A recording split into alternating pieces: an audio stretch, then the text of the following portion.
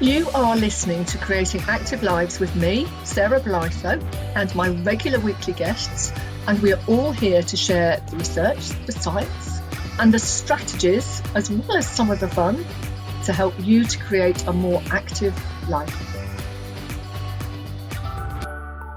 Hello and welcome to this episode of Creating Active Lives. I'm really pleased to be talking to Anat Shabi this week, and in line with the fact that October is Depression Awareness Month, we are actually going to be talking about depression. Now, obviously, this is Anat's experience of depression. This is my experience of depression. We understand that everybody experiences it very, very differently. Some people experience it in a much more significant way. Other people, it's more manageable. So please don't take this as medical advice or diagnosis or anything. If you really feel you need support, please reach out to your medical professionals to get that.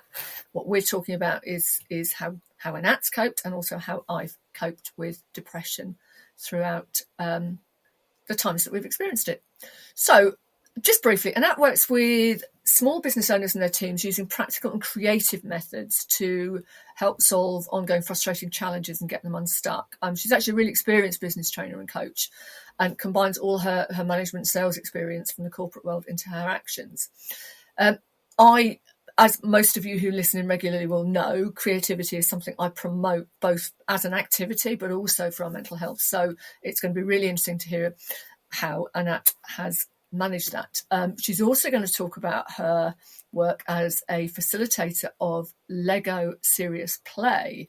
So anyone who's ever played with Lego, this is going to be a really interesting one for you. So Anat, just tell us a little bit about you and we'll go from there. Oh, well, first of all, thank you very much, Sarah, for having me on. And obviously, a topic that is very dear to my heart, but I know a lot of the people listening as well have either experienced, bouts of depression, or they know somebody who has.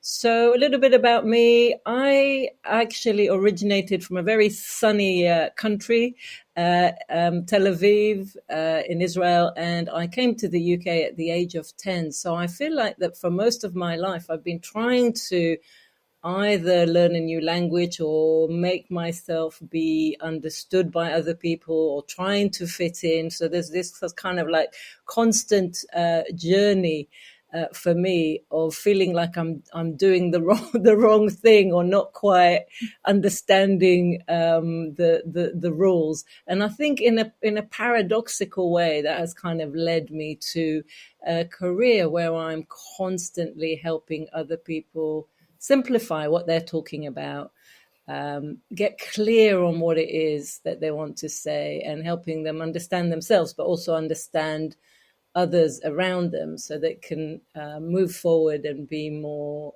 productive, more efficient, and obviously fulfill their own potential at work. So it's quite an interesting journey, but I think it stems from kind of being confused and frustrated and stuck very early on in life myself. So that's a little bit about me in a business kind of nutshell. Other than that, and I think this will help the rest of the story, is that I am very much a people's person. I need to have people around me. That's where I get my energy from, and quite active, quite outgoing.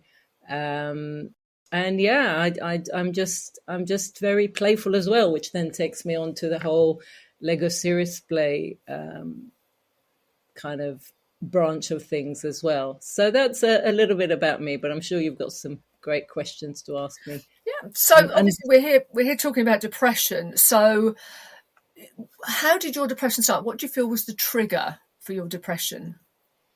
Yeah, so having said a little bit about what I need to be at my best, I think that the big trigger for my depression was probably around the time of the pandemic, because I'd gone from a situation where I was traveling a lot, working with wonderful trainers and facilitators, and delivering workshops around the world. And all of a sudden I was grounded like everybody else.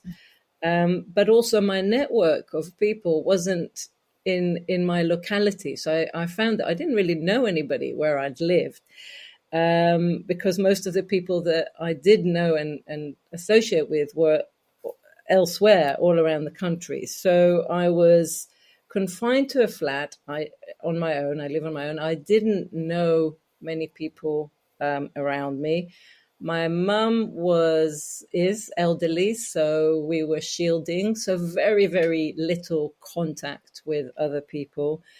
And I think it's that lack of movement for somebody who is very, very active as well. So a lot of kind of different factors, and also the fact that, you know, we were all in a very kind of scary situation. We didn't know what was going to happen. So there was like a fear of the unknown. Everybody was fearful for their lives, for the lives of those around them. There were constant horror stories about, you know, the hospitals crumbling under the pressure. And I think it was a very, very stressful time. So I think it's a number of layers. And I think anybody listening will have their own ways of coping. But when those are taken away from you, there is the, you know, you're left with you're left feeling all that stress, but there's nothing there to kind of hold you up anymore. And I think that was the pandemic was a big trigger, but obviously a series of elements that were then missing for me that I needed for my own well-being that just weren't there anymore. It's funny, isn't it? Because we sometimes don't realise how important certain things are. I mean, with the pandemic, before the pandemic, I was travelling quite a lot for work. And social life was reasonably busy. And I actually thought I'm going to really miss the travelling for work, but I won't miss the social life because I'm the opposite. I'm an introvert. I need time on my own to regroup. But actually, I didn't miss the travelling at all. But I found I missed the social connections with people. I really did miss that, which surprised me. And I'm lucky in that I was in a bubble with family, so I had some. But it was, like you say, living on your own. It can be quite a shock to the system when suddenly you are on your own when you're not used to being on your own. So yeah. And sorry, I was just going to say, I think a lot of other people out there were probably shielding as well. So even if you had the opportunity to be with other people, you knew that you couldn't really do it because you had to shield an elderly person in your family. So it was some of that was obviously forced on many people out there, listening out there. So what made you turn to activity? I think that activity has always been a part of my life in some way, shape, or form. I'm quite an active person in the sense that I like to be out there. I various sports at various stages in my life, and I think that swimming in particular has been the one kind of common thread, or having activities on the water, so like paddle boarding or kayaking. I used to live in Tel Aviv, so obviously I went back there after the age of 10 and lived there for a while. So obviously having the sea as a magical place where you could have all these activities was great. So coming back to the UK, I started swimming indoors, and obviously during the pandemic you couldn't do that anymore.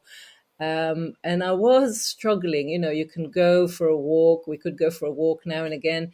But I think I discovered, I guess I always knew it was there, but I started going to the local Lido, which is an open air, 61 meter long pool. So a huge mass of water, but it's not heated.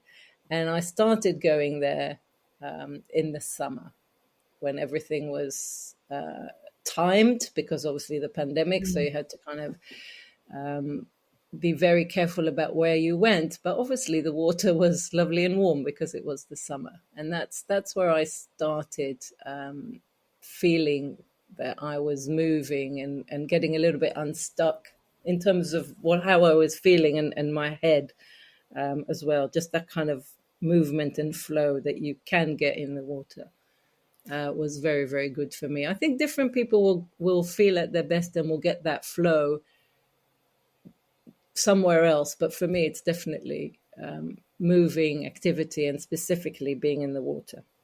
I think I used to be a mermaid in a former life. I think that's Yeah. I think a flow is something that's important, and I know I've talked about it on a previous episode. But it's that state of just being so absorbed in what you're doing, and I think water's a lovely place for that to happen, because there's a kind of, there's a safety, or the pressure of the water on you helps to sort of keep you feel secure, you feel safe. So once you'd started though, what kept you going? Because obviously you're saying in the summer it was warmer water, but as the seasons shift, Yeah, it's a good question. I'm just going to say something about flow because I think the thing about being in water, not everybody likes it, but the thing about being in water is that you do feel supported. And then you mentioned that repetitive action. So when you are swimming, you enter into the flow zone because you are constantly repeating the same action. And remember, this is a 61-meter long pool. So you're not having to turn every 5 minutes. You know, you've got a very long run at it. And oh my goodness, you certainly get into the flow. So what kept me going is the realization that actually I was feeling better going to the pool. I was obviously enjoying it. I was feeling more supported. And paradoxically, there were people there. So even though we were, a fair distance apart, we had to keep distance from each other. It's just the fact that you were there with other people who are also enjoying, feeling joyful, made me feel good. I realized I had to keep going. But the thing is, it did start to get a lot harder as the temperatures dropped, because once the temperatures start dropping, 1 degree change in water temperature is a huge difference. And I think, what kept me going is that inner need to move, and that understanding that this was something that was really good for my well-being, for my mental health. And it just helped me carry on through the day and be there for other people in my life and be there at my best. So that was the big driver. But it wasn't easy because as the temperatures started dropping, you needed more resolve and more willpower to just keep going. how did you find that? Because it isn't always easy, is it? I mean, we're talking here about creating an activity habit. And you're right, it's certainly for outdoor swimming, when the weather's warmer and the water's warmer, it's a lot easier. But as it drops, you really need to focus on maintaining the habit, don't you? Yeah. What helped Do you you? know, yeah, it's a really good question. So I think at the heart of it is obviously the goal. You want to feel better. So for some people, it will be moving towards the goal because they know it's going to be amazing and they're going to feel great. On the other hand, there is that if I don't do it, I'm going to, plummet into depression again. So it could be fear driven. For me, it was a balance of the two. But I think what it was that was also, I was galvanized by the fact that, unbeknown to me, there's a whole crazy community of people who are cold water swimmers. So I would kind of start seeing them as the temperatures dropped, and I would ask them for advice as to how you could carry on. So it was partly, their experience and what equipment like socks and thermoses and a bubble hat and all sorts of things like that. But the other thing that I did, which I think really helped, was to just break down the whole kind of journey into tiny little pieces. So I would say to myself, right, this is an amazing mass of water. It's blue and it's in the middle of Hampstead Heath, so it's beautiful. So I said to myself, right, just getting there during the winter, that 30-minute walk to the Lido and just having a look at it, you're going to feel amazing anyway, right? So even if you just do that, that's fine. And the next thing was to have all these little rituals. So I would have, there's cold showers that you can have. So I would have a cold shower. You get in gradually in the shallow end. So you would walk for half a length and then walk back just to acclimatize. So it was just like these little bite-sized pieces that weren't as intimidating as saying, okay, I'm going to swim in cold water.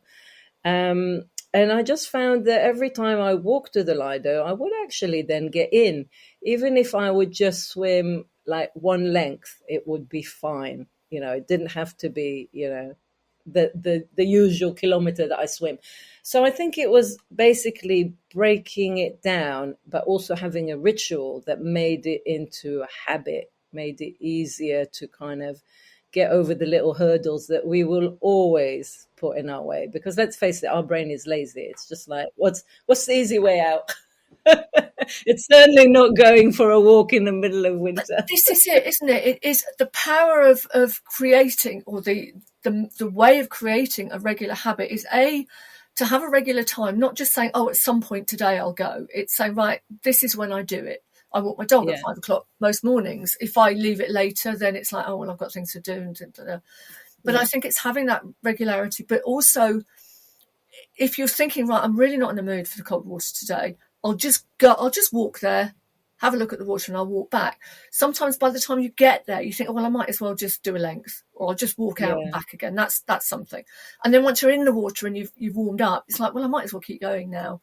But it's not sort of saying, I can't be bothered to swim today, so I won't even go there. I'll just stay at home. It's no, even if I don't swim, I'm still going to enjoy the walk and back again. And for me, it's creating a regular time slot, if you like, but it's also giving yourself permission that some days you're going to do a bit less, but you're still going to do something at that time. I like to do yoga, and there are times where I'm just way too busy. But I'll always, this is my yoga time. I'm just going to sit on my mat for 5 minutes and do some meditation. So I've kept the appointment, even if it's shorter. And I think that really helps with habits, doesn't it? It's because your brain starts, like you say, our brains are lazy. They always look for the quick way. Yeah. But they start to say, it's walk time, walk to swimming. And it kind of just, you start to do it automatically. And that's when it becomes that habit. Absolutely. I think it's also that making that initial hurdle, because we will have a hurdle, because we're going to do something that you're going swimming and it's going to be cold and there's nothing enjoyable about it. The joy comes afterwards when you come out of the water and you feel like a survivor. So for you've made it easier by saying, okay, this is my fixed time. I will always sit on my mat at this time. For me, it was pack your stuff up so that you have it ready to go the night before. So you have that hurdle, because when do we start thinking about stuff? It's when we're preparing, and then our brain has time to think, oh, well, why are you doing this? Why are you even contemplating it? But if your bag is packed and ready to go, that's it. You don't have that hurdle. So it's making that initial hurdle as small as possible. And then I think it's having some sort of ritual, and just, that keeps you going because it becomes a habit. And now I do it even when it's sunny. I still have that. So I would walk to the pool. I would have a shower. I might not necessarily walk in the pool, but I would get in and temperatures are dropping again. So temperatures are really dropping again, aren't they? But I do think as well, it's not focusing on the fact that it's going to be cold when I get in. It's focusing on the feelings afterwards. You mentioned enjoyment and joy earlier, and I think it's focusing on, once I've done it, I will feel really good. Once I've done it, I will feel better in myself. Once I've done it, my mental health will feel stronger for today. And even if it is just a daily thing, not if I swim today, I'll feel better all week. But it's once I've done it, I will feel better today. And I think it's focusing on the consequences, the feelings afterwards, rather than, it's going to be cold, but I'll get used to it. It's really focusing on that gain. When I've done it, I always feel so much better. And that though I have to say, Sarah, when you are swimming in cold water, you can't think about anything else. You're just thinking about your breathing. That's it. Because it is really, your body is going into shock. And can I just say, for anyone listening, you don't go from 0 to hero. Every degree does make a huge difference. So you have to go, start now, but go gradually as the temperature drops, keep going, because you can't just jump into cold water. So when you are in that cold water, yes, you might have the memory of it's going to be great when I finish, but all you can focus on is breathing in, breathing out, and just doing the strokes, because there's nothing enjoyable about it. It's the reward afterwards. And when I talk about it like this, I do wonder to myself how I've carried on for so long. You know what? I know so many people now who actually do cold water swimming, and all of them say it's that gradual kind of build up to it. You, like anything, you don't just leap in cold water. You have to get used to it. You have to find what works for you. Definitely. And I know a couple of weeks ago I was talking about outdoor activity with somebody, and she was saying that, you know, in the winter it might just be get in, get out, get into your warm robe, your dry robe or whatever. But even that feeling afterwards is worth just those few seconds of pain. You but feel she's like a built up to survivor. it. She was what? She's built up to it from nothing. Yes. She's built up to it over a period of time. Yeah. But there's a lot of groups, aren't there? As you say, there's a lot of groups. There's a lot of camaraderie around water swimming. So I think it's, you know, find somewhere that you can go. And even if you just go along and watch for the first few times, just or paddle. Yeah, absolutely. Absolutely. There is a lot of, and you know, the other thing I think that helped me was, is also having like a buddy, and right, I'm going to meet you. So then you can't let the other person down. So there's that element of it as well. So I think it's finding the right sequence for you to build the habit to make sure that you do continue. How quickly did you notice that your depression was easing? I think, you know what? I think it was gradual. So it was certainly, I felt better having swum. But, you know, when you're depressed, you're depressed. There's no, it's not going to be like a magic wand. But I think I genuinely do feel better in water. And so I think when you're swimming, when you get into that flow, into that zone, I did feel better. But I think for it to have a longer term effect, there was obviously the need to continue going. So it wasn't like an instant kind of panacea, if you like. So again, it's recognizing that there is some sort of feeling of well-being and just continuing to do something that helps you a little bit. And I think as I continued, and especially as the temperatures dropped, paradoxically, the harder it was to swim, the greater the reward and the greater that feeling of I've survived this. I can do more now in my day than I could before, because the worst thing has already happened. And I think as well, you've talked about, you know, it's an outdoor Lido, and I think I know the one you're talking about. But do you feel that being outside, being surrounded by trees, by nature, was also a factor? Oh, definitely, because, you know, I'm very lucky to live where I do. And can you picture it? You're walking through a heath, so beautiful grass and trees, and there's some ponds. So just that magical walk for half an hour, I already felt good by the time I got to the Lido. It kind of, in a way, it forced me out the house. But sometimes you need that. Sometimes you need that sort of just that little sort of mental shove to get you out of the door, isn't it? And once you do it, you start to think, oh yeah, this is good, this is nice. Yeah, I think a lot of people were walking during the pandemic. A lot of people were walking through nature, but some people didn't have that. No. And I, you know, a lot of people were kind of just pounding the concrete streets. And I just think that, you know, that obviously that being in nature makes a huge difference. It does, even if it's just a few little trees here and there, or flower beds, or patches of grass. It does make a difference, and I think it's something that, you know, you don't realise the power of it until you realise you haven't been out in full nature for a while. It's really important. So one other thing that you do as well is creativity, creative activities, and which is something I'm a huge promoter of, because I think it's something we've lost touch slightly in busy lives. But what impact do you think being creative or not being creative, the other end of the scale, has on our mental health and well-being? Yeah, it's a really good question, Sarah. And I think that a lot of the time, whatever we're doing, we do tend to overthink things. We do tend to complicate things. We turn to our analytical, logical mind, and we overburden ourselves with countless thoughts and tasks. And I think that the wonderful thing about creativity is that it kind of then engages the more creative side of the brain. And when we do that, our brain is so clever. It actually has a default, it's called a default network zone, which I call the holiday zone. It has this zone that basically, once it's activated, those energy guzzling parts of the brain are kind of dialed down. And one way to do that is to engage in creative activities. So when we engage in a creative activity, our logical brain is kind of like dialed down, and we dial up the more creative side of our being.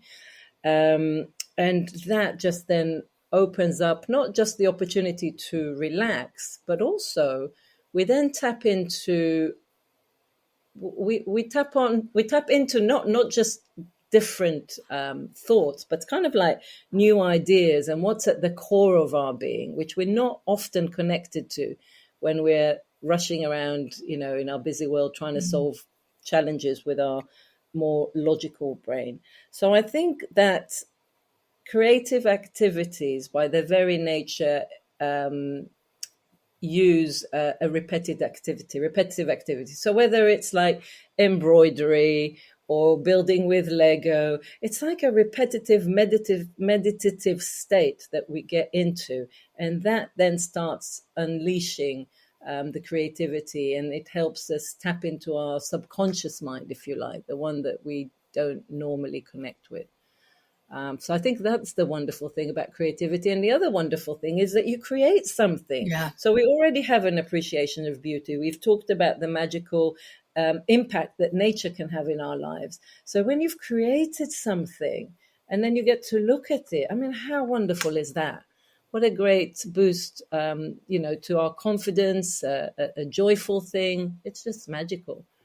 It is. It's something, isn't it? I tend to sketch quite a lot when I'm away, and photographs are lovely, but when I've sketched something, I'm really looking a lot more deeply than just, I think with photos, we look at holiday snaps, shall we say, rather than somebody who's a serious photographer, because that's a whole different thing. That's very creative. Yeah. But for someone like me, I'm literally, that's a beautiful scene, snap, off it goes. But when I've sketched it, I've looked so much more in detail to things and the trees and different colours and different textures and things like that. And I think, my sketching's not great, but that's not the point. The point is, while I'm doing that, I'm just absorbed in it, and it's a much stronger memory for me. Absolutely. And you're totally present. What you're describing is you being totally present in that moment, at one with whatever it is that you're not just watching, you're obviously enjoying it and appreciating it.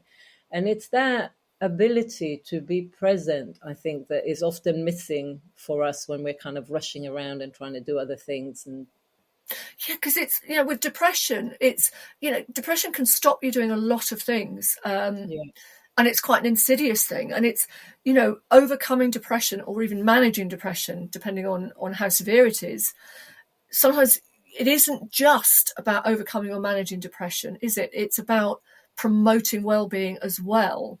Because you can overcome or manage depression, but still be quite flat, still be quite kind of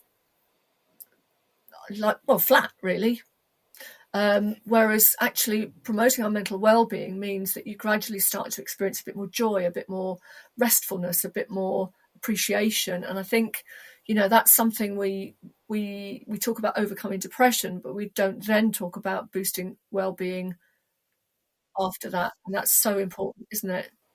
I think there's a lot, people struggling with mental health challenges, with depression. I think it's very difficult. I think you feel very stuck, and that nothing is actually going to help you. Nothing is going to help you become unstuck. Things are not going to get better. And in that situation, it's very difficult to do anything, even to get out of bed or get out the house. It's really a huge hurdle to overcome. So I think there is that initial kind of need to take action if you can, And I think on the other side of that is when people have kind of started or are able to take some action, that's when you can start talking about, okay, well, what can you actually do to help you feel a little bit better? But I acknowledge that for a lot of people, it's very hard to even take that first step. I'll often say to people, just, at 8 o'clock in the morning or 7 o'clock or 9, whatever time suits, but just literally open your front or back door and just open the door, step outside, take a few deep breaths, go back inside. And then next time spend a bit longer and then start to walk around, maybe just walk around the block and then walk a bit further. But create a little time where you can open your door, because that starts the habit. Just a few deep breaths of fresh air, even if that's enough initially, but it's those very, very, very small steps. But for me, it isn't just saying, I'm going to do this, I'll do at some point today. It's saying, right, at 9 o'clock today, I will open my door, I'll take a few deep breaths, I'll go back inside. And then after a week or so, I'll walk 10 paces out of my door and back again. It's those tiny little blocks that help to change the habit. And, like you say, initially, I think the feeling is, I did it, well done me. And that's a good thing. But gradually you start to notice that you're starting to feel a little bit better and a little bit better. And I think, for me, it's always about those really tiny little steps that aren't intimidating, they're not frightening, they're manageable. And that, to somebody with depression, just everything seems overwhelming. So just something as simple as opening your back door can be like, oh, I can do that. That's okay. That's not threatening. That's not overwhelming. I can do it. And there's no pressure. And to me, that's a big thing. So Lego SeriousPlay then. Tell me about Lego SeriousPlay and the impact it has on our mental well-being. Yeah, so it's really interesting. So Lego SeriousPlay is a serious tool to help us tap into our subconscious, but really get us thinking with our creative mind, especially at times when we don't have the solution, we don't have the answer. And the way to get there is by using our hands. So it sounds weird, but basically our brains are just so amazing that whatever it is that you build, even if you don't know what the answer is, your brain will make sense of it. So the thing about Lego SeriousPlay, it's never about the Lego. It's about where you're trying to get to. And where we're trying to get to most of the time is a state where we are not stuck.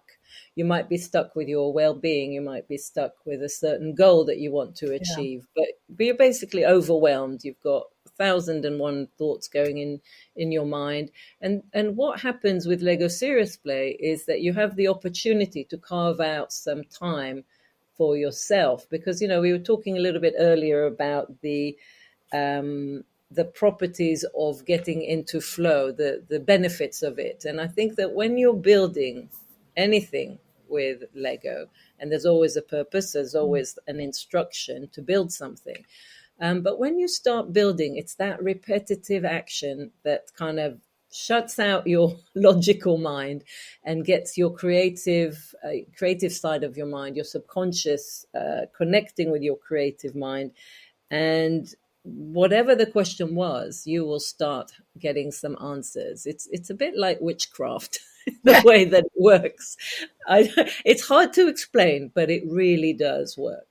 And one of the things that we discovered once we started facilitating these sessions is that people started saying to us, yeah, we've achieved our goal, but you know what? We actually feel better. We feel more energized. We feel more relaxed. We feel kind of uplifted. Something has happened in that 30-minute or 1-hour session that has boosted our well-being. So it was almost like coming into it by accident, because I was using it to help people understand themselves better, achieve their goals, get unstuck, understand what are the hurdles in my way, how can I overcome them, what are my natural strengths, what are my values, all kind of elements that help us improve our own performance. And what started to happen is people saying, actually, this is really good for well-being. Yeah. Which is when we started then having specific workshops for well-being to help people change their mindset, because you get such a positive boost at the end of it, because you realize that you, first of all, it's all about your own knowledge. It's not what I'm telling you. And unlike a lot of learning models, this one is based on constructivism. So it's your knowledge, your experience, your reference points in life that you're building on to generate the solution. And let's face it, when it's your own solution, how wonderful is that? It's Yeah. so much better than anything anybody else could advise you, because it's yours. Yes. And the other thing that happens is, because it's your solution, you're a million times more likely to take your own advice. So you take action, which is another thing that helps propel you forward and helps you feel better about yourself.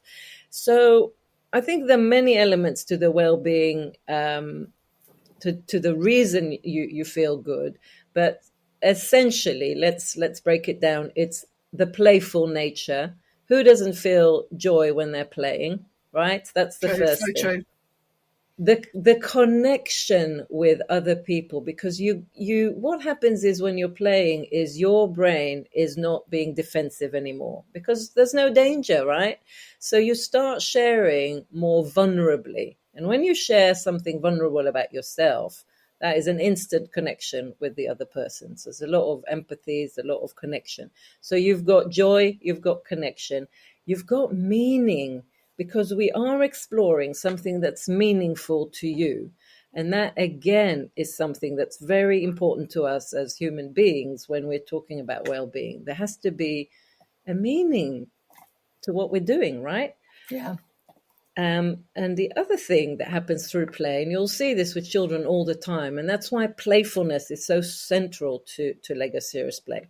The other thing that happens is that you are coming up with weird and wonderful solutions, which normally you will dismiss outright and say, oh, this is a crazy idea. But because you're playing, you're willing to try out and engage with these solutions and say, okay, well, let's see what happens if I do this. Let me continue my model and explore this a little bit further.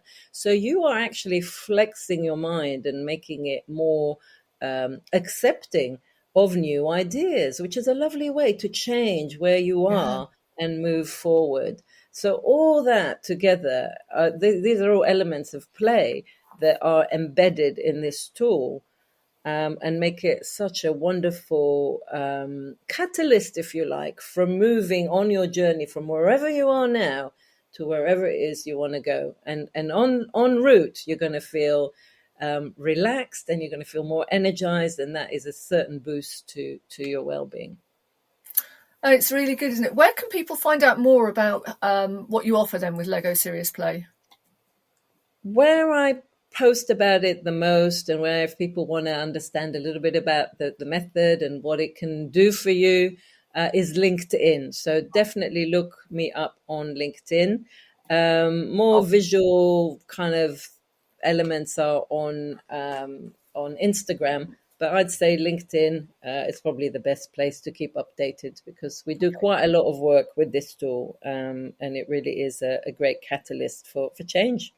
I'll make sure I put the links up for people if they want to find out more. But Anat, thank you so much for talking both about your experiences with, how cold water swimming, but actually even the process of sometimes just walking there and walking back again has really helped you to manage your depression, but also about the power of creativity. Because again, I think it's, for me, we think of activity as hot, sweaty, out of breath, but actually those creative activities are just as important for our mental health and well-being, aren't they? Because they free our minds sometimes in the same way that doing something very vigorous does, but it frees our mind to just be creative rather than to worry.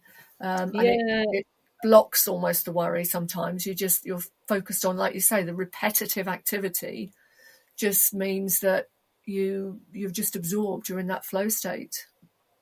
Absolutely. Well, thank you very much, Sarah, for inviting me. I think the magic of creativity, and particularly with Lego Serious Play, is a distraction. Yeah. And it's a positive distraction, unlike so many that we have in our lives today.